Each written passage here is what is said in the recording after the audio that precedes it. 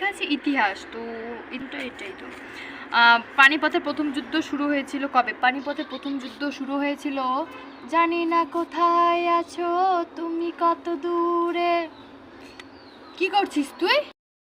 Short পড়বো না broad প্রশ্ন পড়ে যাবো? আরে না, ব্রড প্রশ্নই পড়ে যায়, শর্ট প্রশ্ন তো বান্ধবীদের দেখে লেখাই যাবে।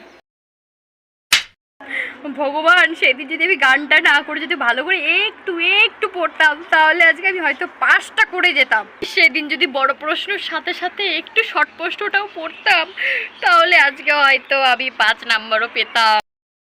স্বার্থপর বান্ধবীদের ওপর যদি একটু ভরসাটা কম করে একটু পড়তাম, তাহলে আজকে অন্তত ভালো রেজাল্টটা তো হতো আমার।